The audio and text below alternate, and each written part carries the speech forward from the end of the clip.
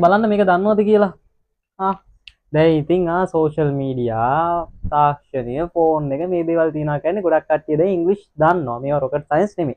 නමුත් මේවා ඇහුනේ නැති මේවා දන්නේ නැති පිරිසකුත් ඉන්න හින්දා මේවා ඉගෙන ගන්න ඕනේ. හරි. මොකද්ද මේකේ තේරුම? You are fired. බැලුව බැලමට නම් දන්න ඉංග්‍රීසි ටිකක් තියෙන you තියෙනවා fired අම්මරසිර ගින්දර කතාවකුත් තියෙනවානේ. ගේමක් ගැහුවා හැකි වගේ. බලන්න මොකද්ද තේරුම? You are fired. ඔයා ගිනි තිබ්බද? එහෙම නැත්නම් ඔයා ගිනි තියාගත්තද? ඔයා පිච්චුනාද? ඔයා පිච්චුවද? මොකද්ද මේකේ අදහස? right.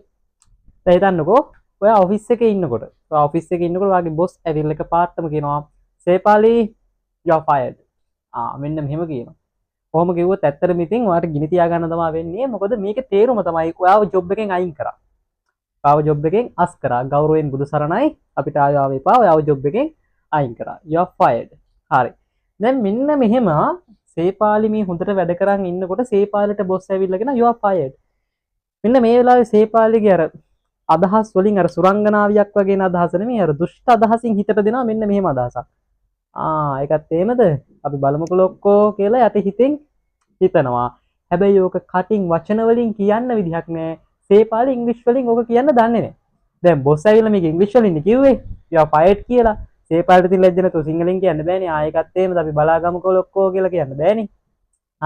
ඉතින් ඒ හින්දා ඔක සේපාලි හිතේ හිර කරගෙන ඉන්න අදහසක් සිතුවිලි හිතේ හිර කරගෙන ඉන්න ඕක කියා ගන්න බැරුව. අපි බලමු කොහොමද ඕක ඉංග්‍රීසි වලින් කියන්නේ කියලා. ඒකත් එහෙමද? බලාගමුකෝ කියලා. දැන් මේක කියලා දෙන්න කලින් තව චූටි දෙයක් තියෙනවා. ඒකත් එහෙමද? ඔය වචන ටික බලන්නකෝ. ඔය වචන ටික අපි එක එක ටෝන් වලින් එක එක තැන් වලදී කියනවා.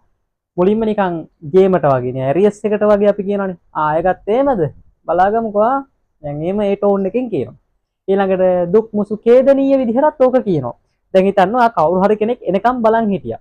හැබැයි පාට කෝල් එකක් දාලා කියනවා අනේ මට එන්න වෙන්නේ නෑ බස් එකේ හුලං ගියානේ මොකක් හරි වුණා එන්න වෙන්නේ නෑ. එතකොට ඔයා මොකද්ද දෙන උත්තරේ?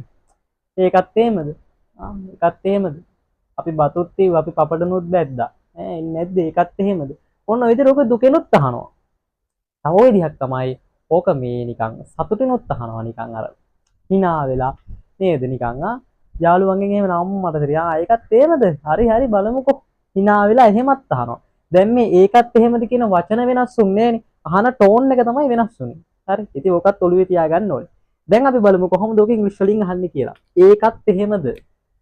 ඒකත් එහෙමද? is that so? is that so?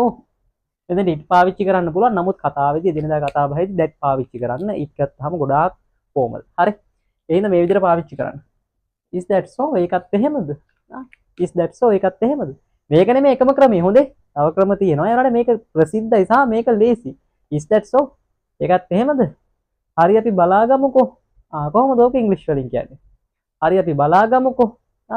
හරි කියන එක අපි මෙහෙම පාවිච්චි කරමු. fine. alright කියලා දාන්නත් පුළුවන්. fine.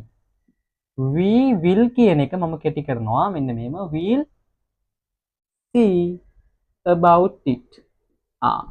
about that පාවිච්චි කරන්න. අපි that පාවිච්චි කරමු. හරි. මොකද්ද කියන්නේ? will see about that. අපි ඒ ගැන බලාගමු. අනාගත කාලේ නේ එකයි මේ will පාවිච්චි කරේ. හරි. සම්පූර්ණ වාක්‍ය ගත්තොත් is that so? ඒකත් එහෙමද? fine. will see about that. අපි ඒ ගැන බලාගමුකෝ. හරි. ඉතින් ඔන්න ඔය විදිහට කියන්න පුළුවන් ඔය අදහස. දැන් මට මේකේ මුලින්ම ඕනුනේ මෙන්න මේකත් එහෙමද කියන එක ඔලුවට දාන්න. හරි. මේක තව දිග විදිහක් තියෙනවා කියන්නේ. කොහොමද අපි ඔක් කියන්නේ? මෙන්න මෙහෙම කියන්න පුළුවන් ඔයාට. so that's how it's gonna be. මේක ලස්සනයි. නමුත් ඒකත් දිගයි. මුලින්ම ඉගෙන ගන්න කෙනෙක්ට තිත්ත වෙලා යන්න පුළුවන්. එහෙනම් මේක පාවිච්චි කරන්න. මේකත් හොඳයි. so that's how it's gonna be. අහන්න පුළුවන් අර විදිහටම. so that's how it's gonna be. ඒකත් එහෙමද? හරි. ඉතින් මේක අහන්න පුළුවන්. මේක ප්‍රසිද්ධයි. භාවිතයේ තියෙනවා. ඊළඟට මම පොඩ්ඩක් එන්නම් මෙන්න මෙතෙන්ට ආපහු.